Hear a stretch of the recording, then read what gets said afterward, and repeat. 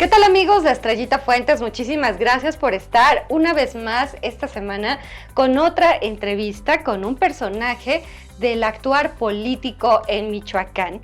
Y bueno, me da mucho gusto recibir en esta ocasión aquí en Poéticas Incluyentes, yo ya vi en Política, al licenciado Javier Estrada Cárdenas, quien actualmente se desempeña como secretario general del Comité Estatal del Partido Acción Nacional en Michoacán.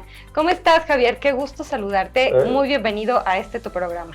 El gusto es mío, Estrellita. Ya habíamos tenido la oportunidad de coincidir en otro espacio y siempre con tu calidez, y bueno, yo creo que es algo que también tu público debe reconocer, a quien saludamos también de manera afectuosa. Muchas gracias, Javier. Pues fíjense ustedes que cada vez que hacemos una entrevista, pues me voy un poquito a la búsqueda, ahora sí que a googlear, a escanear, a ver de qué se trata la vida de nuestro personaje. Y en esta ocasión, en el caso de Javier Estrada, de verdad tiene una historia de vida muy linda, muy bonita, que me gustaría compartirles. Y les voy a decir por qué, Javier. Porque muchas de las veces los ven a ustedes, a los actores políticos, en la palestra pública, hablando, debatiendo, analizando, dando sus puntos de vista sobre los temas de coyuntura, pero muchas veces no sabemos ni quiénes son, a qué se dedican, de dónde vienen. Como que los vemos ahí en la escena pública, pero no sabemos quiénes son. Y tú me platicabas que eres de Huetamo. Así es. Que, bueno, originariamente en alguna comunidad en Carácuaro naciste, y luego te fuiste a Huetamo, ¿o cómo mis papás que ellos me refieren, obviamente no tenía yo uso de razón para saber dónde nací exactamente, que nací en una comunidad del municipio de Carácuaro, y al final mi acta de nacimiento dice que soy originario de una comunidad del municipio de Huetamo, donde también es originario mi papá. Y mi uso de razón pues aparece totalmente en la parte centro de Huetamo, ¿no? Donde tú te criaste ahí, donde ahí estudiaste. Yo viví mi infancia, donde estudié primaria, donde estudié secundaria, y ya después vine a hacer la prepa aquí a Morelia, y al igual que la universidad. ¿Y qué recuerdos tienes de Huetamo, aparte de caluroso? Y me contabas una historia también personal de que tus papis emigraron, ¿no?, a Estados Unidos, y se hace cargo de tu crianza tu abuela materna. ¿Cómo fue ese tiempo vivir con ella? Mira, pues bueno, siempre Huetamo es un lugar donde la mayoría de las familias tenemos muchas carencias. Es un lugar inhóspito, con una geografía un tanto agreste, con gente muy echada para adelante, con una necesidad de salir adelante, y no era la excepción mi familia. Tan es así que, estando yo en tercero de primaria, por la necesidad, mi papá sale a trabajar a los Estados Unidos, donde vivió toda su vida, que apenas este año falleció, y vivió durante 50 años por allá, ¿no? Y 2 años después se va mi mamá. Eventos pues, que te marcan, ¿no? Porque pues, que se te vaya la mamá, sientes que te mueres. Pero al final tuve una suplencia enorme con mi abuela materna, a quien yo quise mucho. Como si fuera tu mamá. Sí, por supuesto, ¿no? Y que... ¿Era regañona? No, era un amor, y tuvimos excelentes vínculos con ella. ¿Te consentía mucho? Sí, dentro de las posibilidades, porque luego mis papás a veces no se acordaban, y pues bueno, ahí tenía que hacer maravillas mi abuelita con el dinero. Pero salimos adelante, y después pues yo salgo y me vengo a estudiar la prepa. ¿Cómo fue que decidiste venirte a Morelia?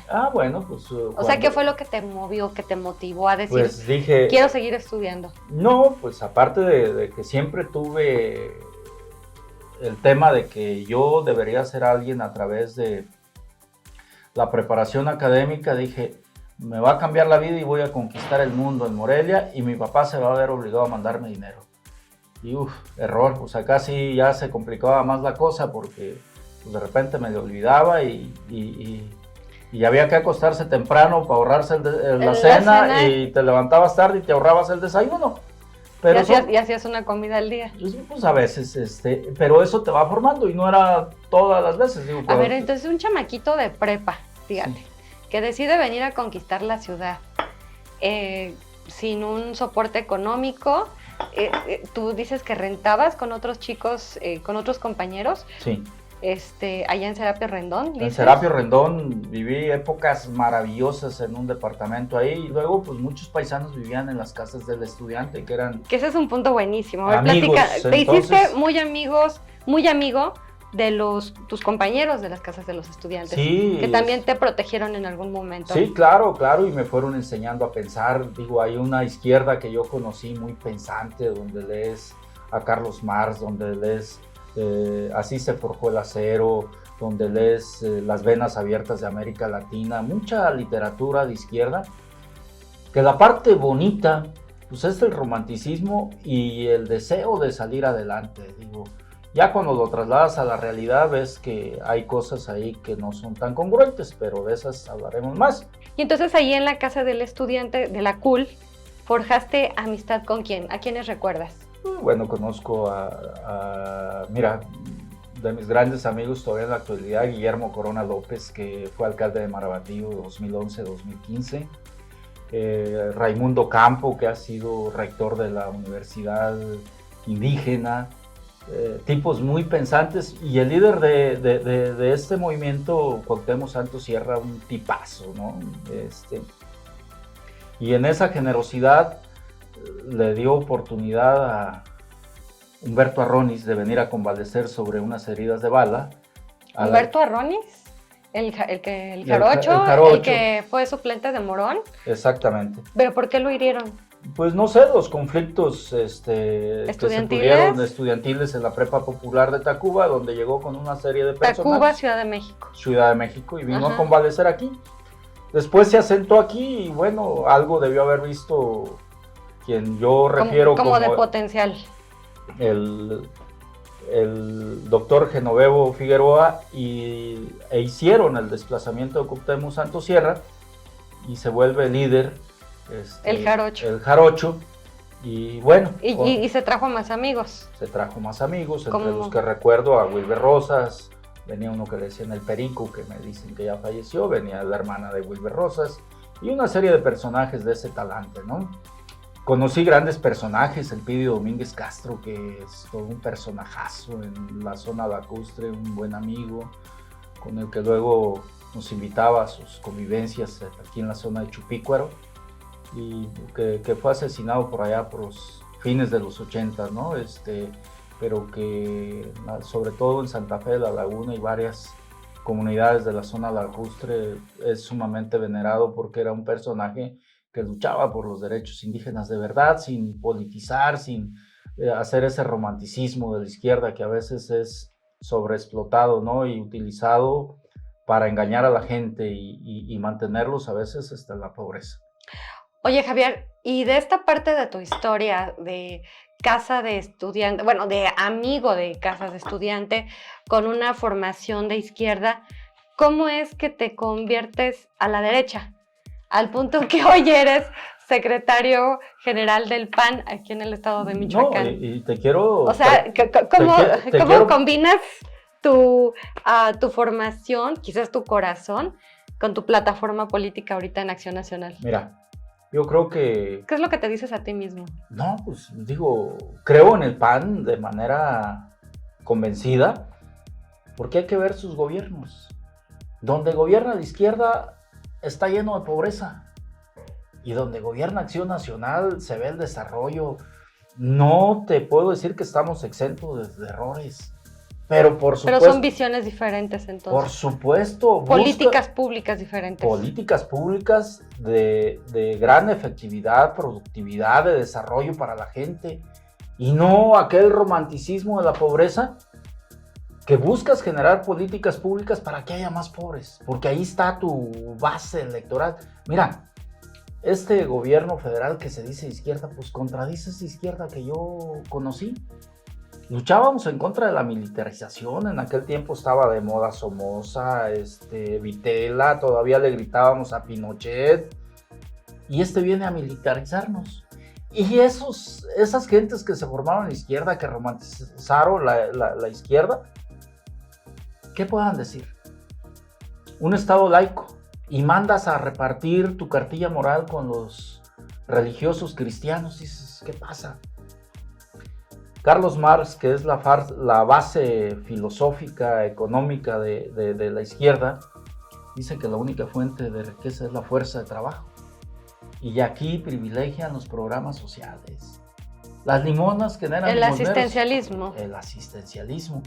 Entonces, digo, llego yo por un sentido de ego cuando, siendo yo presidente de la Asociación de Abogados en Lázaro Cárdenas. Te hiciste abogado, te vas a vivir a Lázaro Cárdenas porque trabajas en el registro agrario, ¿no? En Trabajo en la Defensoría de Oficio, en una parte muy noble donde ves a la pobreza de frente, donde conoces todo el entorno victimal que tiene el delincuente, porque no solamente es a quien le comete el delito, sino también vuelve víctima a su familia, sobre todo cuando no tiene recursos económicos, y que de una manera u otra el delincuente era su sustento, ya sea trabajando o delinquiendo, entonces se vuelven víctimas y ves en todo, digo, aparte que la vivimos y no nos asusta, ves ese rostro de la pobreza, ¿no? Que todavía lo hace más difícil.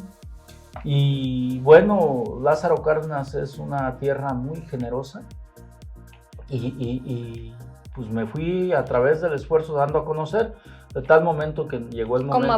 Como abogado. Y participaste mucho en las barras de abogados ahí en Lázaro Cárdenas. Sí, fui presidente de ellas y a la fecha siempre tengo la buena disposición de mis amigos abogados de que escuchen mi opinión, y tengo muchos amigos en el Poder Judicial. ¿Y sigues yendo a Lázaro Cárdenas cada fin de semana? Por supuesto, yo tengo mi residencia allá, tengo casi 8 años acá, que llegué de secretario, luego diputado y otra vez de secretario, y bueno, si nos toca regresarnos lo haremos con gusto y con la satisfacción del deber cumplido. Oye, Javier, y bueno, ahorita el Partido Acción Nacional se ha convertido en la segunda fuerza política. Histórico, es un hecho histórico después de los 80 años del PRI, y ahora con la coyuntura de la llegada de Morena, el PAN se ha configurado a nivel nacional como pues la segunda fuerza política. Ahora hacen una alianza a través del frente con el PRI y con el PRD. ¿Tú cómo ves este frente? ¿Crees que funcione?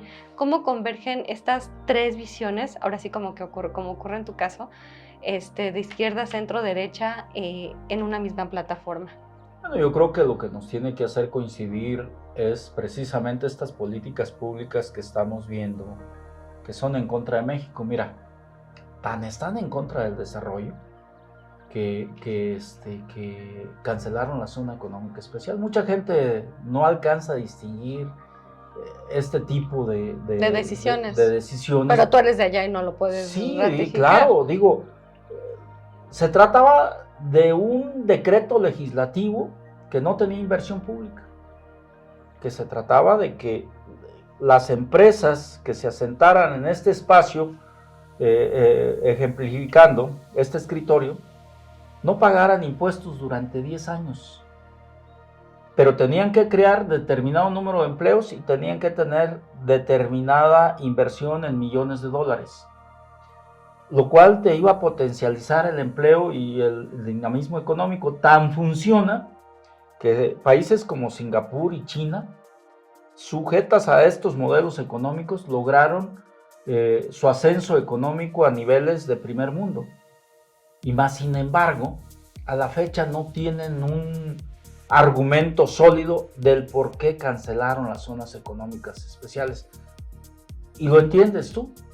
Se trata de que no haya desarrollo, porque lo ha dicho el presidente de la República, se trata que haya más pobres, porque son los que más votan por él, y a los que más puede someter a través de la dádiva. Yo soy un convencido que las limonas generan limosneros, ¿sí?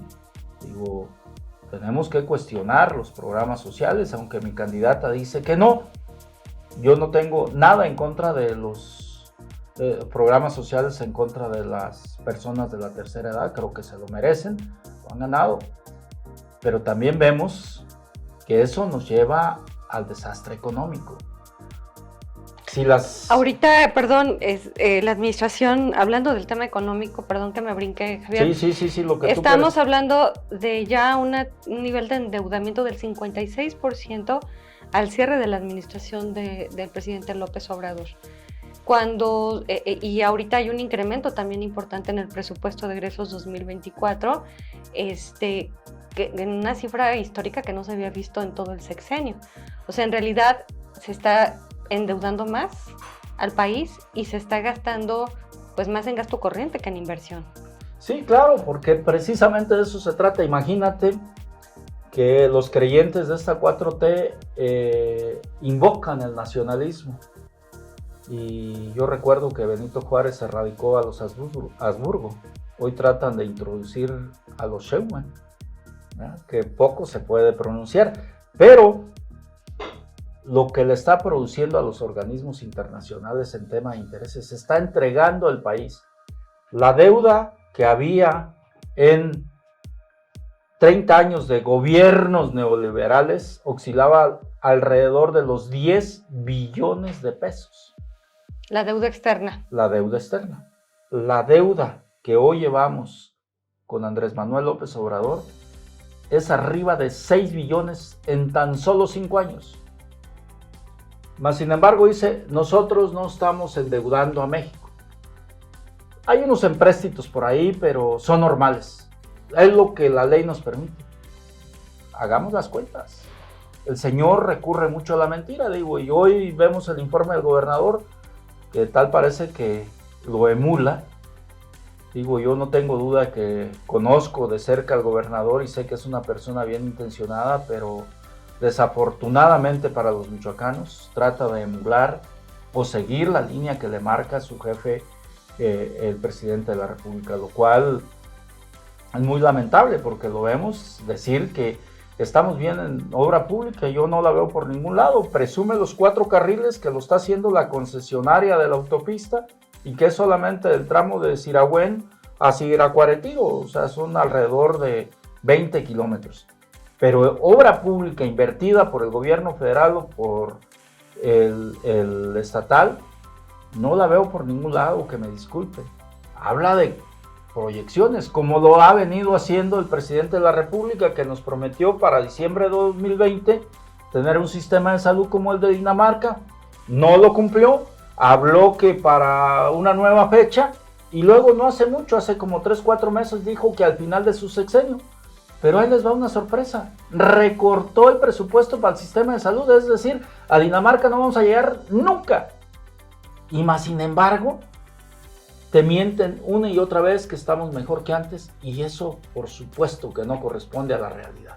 Otro gran pendiente sin duda, Javier, es el tema de los homicidios, que tanto el presidente como el gobernador actual de Michoacán han insistido en que van a la baja las cifras de homicidios y homicidios dolosos. Se habla de que, de continuar las cosas como están, el sexenio de López Obrador cerraría en 210,000 homicidios al término de su sexenio. Entonces estamos hablando de números que ni siquiera manejaron sus antecesores de ninguna manera. Por supuesto, y él era muy incisivo en citar a Napoleón Bonaparte con una frase que él tenía, que cuando la delincuencia crece, no cabe duda que la sociedad está siendo mal gobernada. Está un tuit del presidente, y bueno, los números lo acusan. Habla de Calderón, que dejó de gobernar hace 11 años, y todavía es responsable de lo que hoy está... No, él dijo que lo iba a resolver al día siguiente de que tomara posesión el tema de la inseguridad. Los delincuentes dejarán las camionetas y traerán tractores. No ha sucedido. Más sin embargo, dice, tuvo la culpa el de atrás. Y ya estamos a un año de que concluya su administración. Ya no hizo nada, digo. Y ves el presupuesto de egresos y ves que no es nada alentador, que refuerza los programas sociales porque quiere comprar la voluntad de las gentes. Mira, nos platicaba nuestro amigo Alfonso Martínez que estando en una reunión con el presidente de la República, había más personajes y el gobernador del estado, y es fácilmente comprobable por los medios de comunicación. Con Alfredo llegamos a presentar trabajos de manera conjunta, exhortos al gobierno federal que no cancelara la zona económica especial. No le hicieron caso al exhorto que emitimos de aquí como legislatura, en la pasada, en la 74. Él insistió en una zona franca siendo diputado.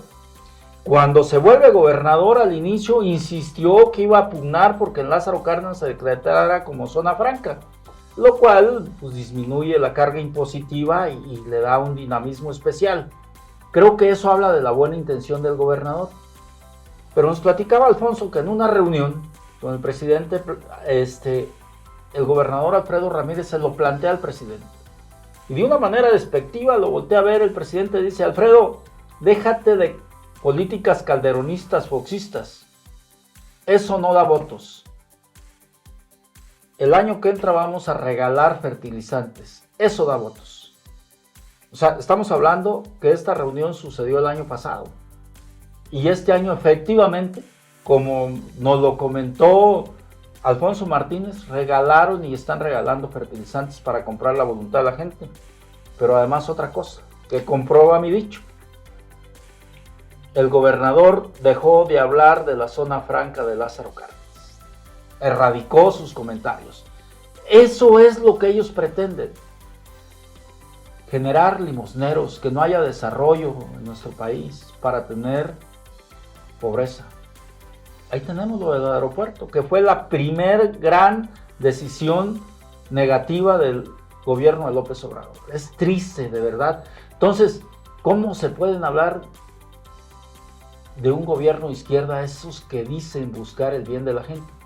Pues entiendes que utilizan el discurso para emocionalmente vincularse con los que menos tienen y hacerles creer que los quieren, cuando en realidad sí los quieren, pero los quieren más pobres, para que dependan de ellos.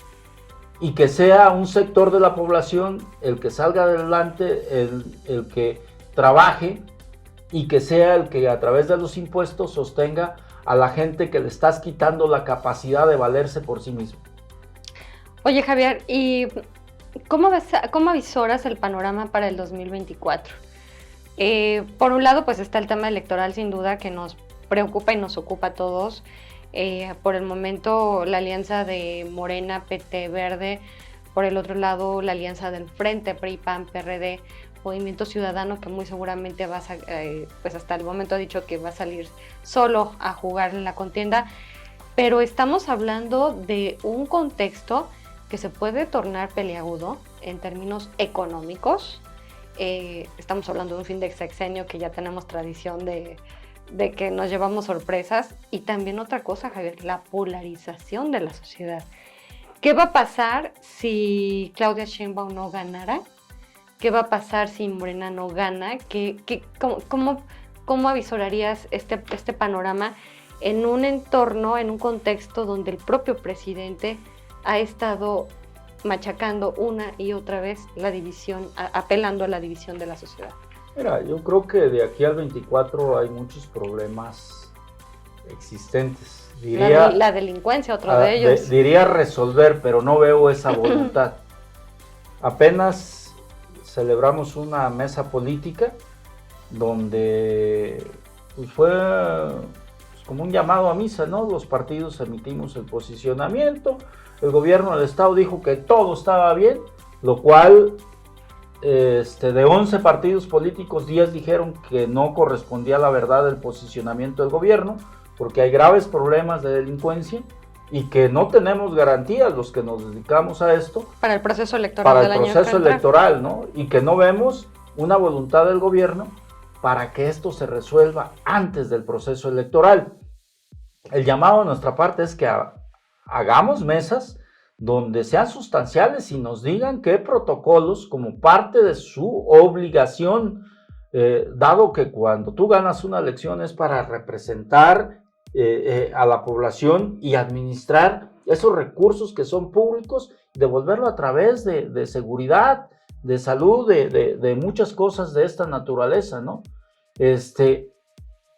Y no vemos esa voluntad. Nosotros seguimos haciendo el llamado que se establezcan mesas de trabajo, no mediáticas, donde nos digan los protocolos. ¿Cómo vamos a proteger a los electores, a los candidatos y a todos los funcionarios que participen en la elección. Mira, hay una experiencia en Lázaro Cárdenas. Bueno, nada menos lo que ocurrió en la elección pasada aquí de la gubernatura estatal. Sí, ahí hay una sentencia. Que quedó documentado.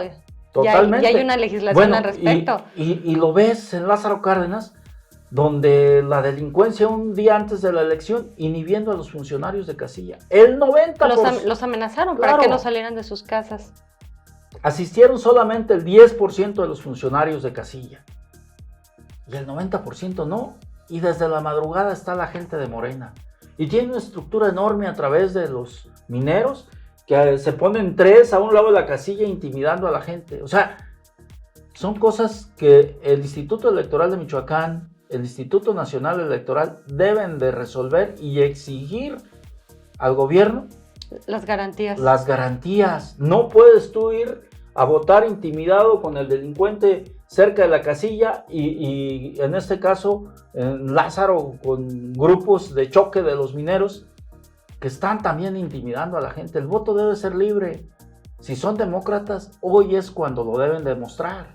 Si no, de otra manera, están tratando de imponernos una dictadura. Y lo decías bien, si llega a perder Claudia, que no es un escenario lejano y que incluso, óyelo bien, puede ser provocado desde el mismo Palacio Nacional. ¿Qué es lo que haría? Pues va a alegar fraude y va a crear condiciones de desaparecer poderes. Oye, la toma... Para seguir en el poder lo más que la edad le permita. Como la toma del Capitolio por parte de Trump, ¿no? Más o menos. Yo creo que aquí se guardando las justas proporciones. No, el tema es de que aquí ha maiciado totalmente al ejército y a la marina. Entonces... 300% de presupuesto más, ¿no? Más. En este sexenio. Y mira, que lo haga el ejército porque no hay corrupción. ¿Sabes qué hace el ejército? Subcontrata. Y pues por asignación directa. Subcontrataron a funcionarios de Pemex que están en la nómina de Pemex, un directivo de recursos humanos que tiene una empresa y es el que te subcontrata al ejército. Por supuesto, porque están haciendo grandes negocios. Y en temas de transparencia, pues simplemente como es un tema de seguridad nacional, pues no están obligados a transparentar los contratos. Sí, claro, no, y aún más, el presidente prometió que ninguna obra pública va a tener sobrecostos sobre la proyección inicial. Y todas sus obras se han incrementado, algunas hasta en 150, 200%. Es decir, que él decía... Si quieren hacerla es en lo que proyectaron y de ahí no le subimos porque eso huele a corrupción. Y otra mentira más, como muchas de las que ya hemos citado, hombre. Y el 70% de las adjudicaciones federales por adjudicación directa, Javier. Totalmente. Prometió que todas iban a ser transparentes y a través de licitaciones. Y es lo que menos ha cumplido y así insiste. Lo que la gente... Pero a ver, aquí en tema es, Javier, si estamos coincidiendo en esta mesa, en esta galería, con que sigue persistiendo la corrupción, con que existe la intervención de los grupos delincuenciales en las elecciones, con el hecho de la militarización del país, ¿cómo te explicas ese 60% de aprobación más o menos que sigue manteniendo el presidente de la República? El presidente es buenísimo para comunicar. Y utiliza los recursos públicos, es el que más ha gastado en la historia de México en autopromocionarse, ¿sí? Entonces él se autopromociona y miente. Y como ya trae un bono de credibilidad, la gente ya no le entra más porque los otros eran más corruptos. Pero nunca entran a ver... A rascarle. Que los que acusan de corruptos están en Morena. Digo, no quiere decir que acá no se hayan quedado varios. Por supuesto que también tenemos que hacer un reconocimiento de las cosas. Pero la mayoría de los que integran Morena son los más corruptos. Mira. Pues está un Bartlett para empezar. Bueno, vámonos aquí. Está el señor de las ligas. Bejarano. Que ya lo perdonaron. Aquí en cortito. Bueno, López Obrador ya perdonó a Peña Nieto. Ya dijo que era un republicano porque entregó la plaza del Estado de México y que era casi un héroe. Fíjate, con toda la corrupción que permeó en Peña Nieto, ya lo purificó, sí. El peje. para que vean el tamaño del pacto de impunidad que hicieran. Pero, mira, vamos en cortito. Tinoco Rubí entrega al Estado con una deuda menor a 200 millones de pesos. Se le entrega a Lázaro Cárdenas Batel, uno de los íconos de Morena, del antiguo perredismo, y un ícono en Michoacán, nieto del gran general. Entrega al Estado con 12 mil millones de deuda y sin un desarrollo en infraestructura prácticamente nulo, solamente con una presa toda cuestionada, a medio construir. La de Odebrecht. Que termina de construir Leonel Godoy, que la agarra con 12 mil millones de pesos y lo entrega con 35 mil millones de pesos. Y con el mundo de observaciones, que un buen auditor dejó prescribir los procedimientos administrativos y los procedimientos penales. Se fueron en la impunidad y siguen permeando en la política, engañando con el mismo discurso. Es que acá ellos son bien bandidos. Pero ellos ni políticas públicas eficaces, ni honestidad. Decía Gómez Morín que es más dañino el bien mal hecho que el mal bien hecho. Porque el bien mal hecho mata hasta la esperanza. Y el mal hecho, pues, el mal bien hecho, pues sabes que se va a dar. Ese no lleva esperanza de manera conjunta. Entonces estos te representan que van a hacer un bien, pero lo hacen mal hecho y además son perversos y corruptos. Y se llevan todo lo que pueden. Y siguen hablando en nombre de los pobres, lo cual es una gran mentira. Oye, Javier, y por último, el PAN en Michoacán, ¿cómo lo ves? Tú que estás ahorita en la Secretaría General del partido, ¿cómo ves a la militancia? Pues tienen pues números interesantes, ¿no? De número de militantes, 13,000 aproximadamente, de acuerdo al último corte del INE. ¿Cómo están las estructuras? ¿Cómo ves los liderazgos? ¿Cómo ves la motivación? ¿Cómo ves al equipo de cara al 2024? Mira, veo un equipo muy entusiasmado. Es la segunda vez que soy secretario general y la primera vez fue allá por el 2015. Te puedo decir que actores políticos notables, a pesar de haber accedido a algún cargo de representación popular, hablaban de irse de independientes después de haber obtenido por el PAN, pero vieron el panorama tan desolador que dijeron nos vamos. Pero vino el 2016 y se ganaron 7 gobernaturas y ahora sí se incrementaron hasta los panistas, dijeron por aquí es.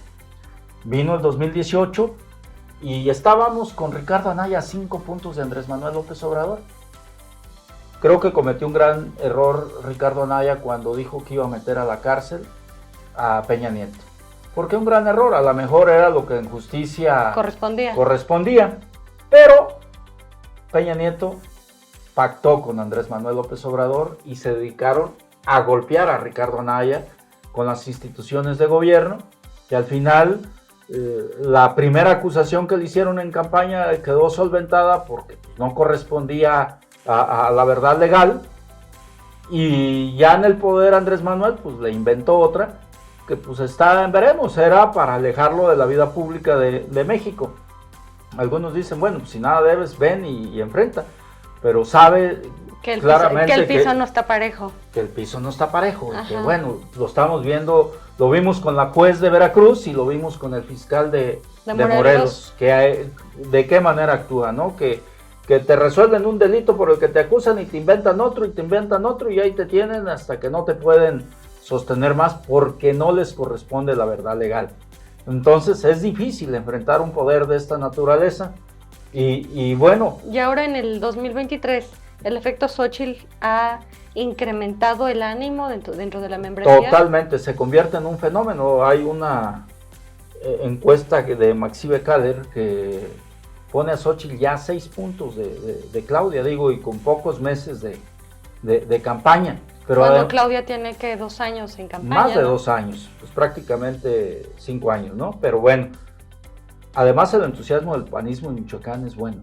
Digo, parafraseaba yo o citaba yo el 2015, donde la gente estaba desanimada, donde hay mucho entusiasmo, muchas ganas de participar, y hoy hay que navegar en muchos municipios donde tenemos gobiernos municipales con los intereses, porque a veces los intereses también te jalan las patas, ¿no? Claro. Sí, porque... Es una realidad. No gano yo, pero no ganes tú. O sea, a veces el ser humano privilegia más sus intereses que el bien común, y tenemos que tener esa sensibilidad desde la dirigencia estatal de saber acomodar intereses, saber acomodar conveniencias, pero siempre pensando en la gente y que a Michoacán y al país le vaya bien. Y bueno, también por último, ahorita me recuerdo, Javier, que en esta mesa de seguridad que platicabas, hiciste una declaración muy interesante de que ustedes como Acción Nacional no iban a permitir la intervención de los grupos delincuenciales detrás de las candidaturas, que iban a asegurarse de poner filtros para que estos personajes apalancados o apadrinados por el crimen organizado no llegaran. ¿Cómo hacerlo? ¿Cómo lograrlo? Y sobre todo, pues, ¿cómo garantizar esa seguridad a la ciudadanía? Porque aquí en Michoacán por lo menos está canijo. Mira, yo creo que eso es sumamente... ¿Se puede? Se puede, claro, eso es con voluntad. Digo, tú eres el dirigente y tú dices, ¿sabes qué? Este candidato ni me lo traigas. Nuestros estatutos nos permiten hacer ciertas situaciones, ¿no? Dicen... Vetar a ciertos personajes. Dices, a ver, en municipios donde el próximo pasado proceso electoral hayas tenido baja votación, puedes designar sin problema. Y donde haya graves problemas de seguridad, también puedes designar. Es decir, si tú ves que a través de la militancia puede llegar un personaje ligado con... De dudosa credibilidad. Ajá. Paras el proceso y dices, ahí vamos a designar. Punto. Entonces, no tenemos problemas. Sí tienen esa facultad. Totalmente. Entonces... pero falta la otra parte, la garantía del Estado de Derecho.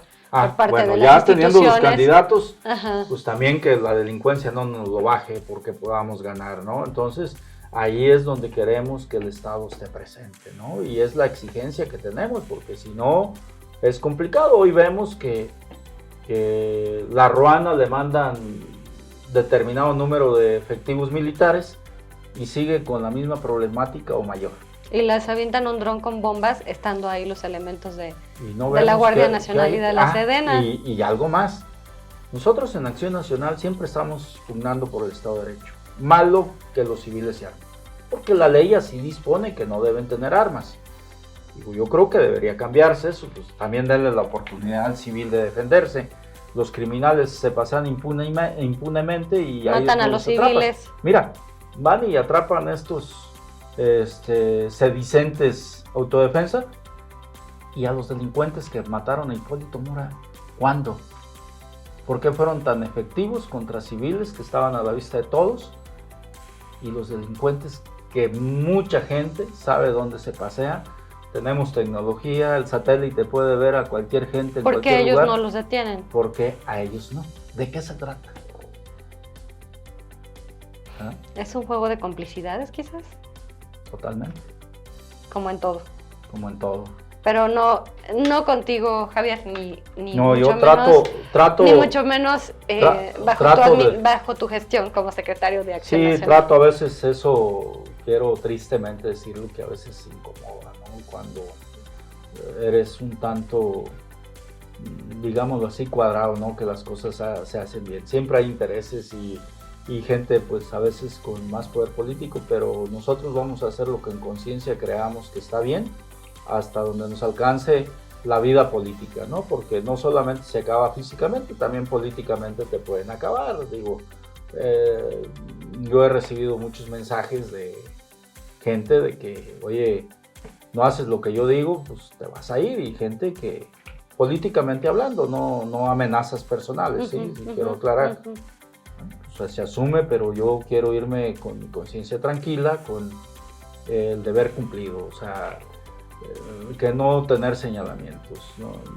No me gusta, digo, ya tuve ahí un escándalo por mi vocabulario. Por una frase que te sacaron fuera de contexto. Sí, mi vocabulario, que pues si la analizas detenidamente, pues no ofendo a nadie, simplemente fui muy folclórico, pero ya el diseño que le hicieron los medios, pues fue un gran escándalo a nivel nacional. Y se asume, ¿no? Cuando te equivocas también dices, me equivoqué, punto. Eso no me define, eso la gente que me conoce de cerca sabe que Siempre estoy dispuesto a ayudar y hacer las cosas lo mejor posible. No soy susceptible de no equivocarme y bueno, lo seguiré haciendo porque soy un ser imperfecto, ¿no? Soy ser humano. Un ser humano, pero yo en lo personal que he tenido la oportunidad de tratarte, de conocerte, de convivir y coincidir en mesas de análisis, me pareces un personaje muy correcto, Gracias. muy político, muy derecho. Y lo que más me gusta mucho de tu perfil es que dices las cosas como son. Que tienes los números, que tienes las cifras, que tienes una memoria y a ti no se te va ni un solo detalle, muchas cosas Javier. hay. La verdad, y eres muy congruente entre lo que dices y lo que haces. Trato de hacerlo. Pocas veces se ve. No, pues gracias. Nada menos estábamos viendo la visita de Claudia Sheinbaum a Morelia, ahorita este fin de semana, ¿no? Con pues, muchos chapulines que sorprendieron de último momento ahí tomándose la foto con doña Claudia, que cada quien su derecho, ¿no? Pero a final de cuentas lo que nos habla de la clase política es la falta de congruencia. Sí, y la falta de compromiso social también. Si no eres leal con quien te ha dado la oportunidad, no vas a ser leal con nadie. Mira, yo por mi quehacer político, mi quehacer profesional, yo quiero precisar que mi mayor tiempo lo he dedicado al ejercicio de mi vida profesional. Como abogado. Ejercí la abogacía durante 27 años. Aquí de manera plena tengo apenas 7 años, ¿no? Ahora sí, ganándome el sustento a través de la política. Y siempre el sustento de mi familia fue a través de mi ejercicio profesional. Muchos no han sabido en su vida qué es trabajar, ¿verdad? Yo tengo esa fortuna y digamos, me siento un tanto orgulloso, ¿no? Entonces, tratamos de hacer las cosas bien y te vas llenando de satisfacciones y vas llenando el costal, pues también de decepciones, pero siempre hay que ser propositivos. Otra vez estuve en una entrevista y me llega un comentario, dice, oye, qué bueno que no traes esos discursos de panistas rancios, ¿no? Que eres más alivianado. Yo tengo un personaje dentro del PAN, parte de Gómez Morín, que admiro mucho, que es Crislev Ibarrola, que incluso cuando lo criticaban, él criticaba a los panistas millones de agua bendita, ¿no? O sea, a veces me das agua bendita, pero en tus hechos haces exactamente lo contrario. Y eso pues, no creo que no es correcto, como muchos de la izquierda que hablan que hay que estar del lado de los pobres. Y que la pobreza franciscana y traen sus camionetas del año. No, hombre, y ves al hijo del presidente estudiando en Londres con 200 pesos. O a funcionarios aquí de Michoacán con casas en Altozano y... No, hombre, yo hacía campaña contra aquel... Y vehículos último modelo. Aquellos de izquierda en Lázaro Cárdenas, ellos andaban en Cheyennes, en Cherokees. Y pues uno caminando, tocando puertas, decías, bueno, aquí, ¿quién es el de los pobres? ¿Quién es el de derecha? ¿Quién es y el luego de decían, izquierda? no, los del PAN son ricos. Y decías, ay, caray, pues porque yo no traigo vaca diario, porque mataban una vaca en cada reunión y, ay, caray, uno andaba comprándose papitas ahí para medio comer y cosas. Pero satisfactorio porque... Pues bueno, ve dónde estás ahora, Javier. Sí, ha sido a base de esfuerzo. Sí. Desde tu historia, me parece, de verdad, fascinante. Gracias. De estudiante de prepa, que hiciste todo lo posible por sobrevivir aquí, que fuiste acogido por líderes de casa de estudiante y que ahora eres todo un secretario de Acción Nacional, nada más y nada menos aquí en Michoacán, en un estado bastante convulso y complejo. Javier, pues agradecerte mucho que nos hayas compartido tu historia de vida, que nos hayas compartido tu visión acerca de México, de Michoacán, y esperamos tener muy pronto la oportunidad de volver a platicar, a conversar contigo aquí en Poéticas Incluyentes, en este espacio de mi canal, Estrellita Fuentes. Estrellita, pues muchas gracias por invitarnos y gracias a tu amable auditorio por escucharnos. Estamos siempre a la orden. Muchas gracias. Pues ahí tienen ustedes a el licenciado Javier Estrada Cárdenas, secretario general del Partido Acción Nacional. Muchas gracias a Nacho Tena, nuestro anfitrión aquí en Poéticas Incluyentes, y muy, muy en especial siempre al talentoso y profesional trabajo de Jonathan Pérez, mi productor, y de Ariadna Baez, también mi editora. Nos despedimos, nos vemos la próxima semana. Gracias por su atención y que la pasen muy bien. Hasta pronto.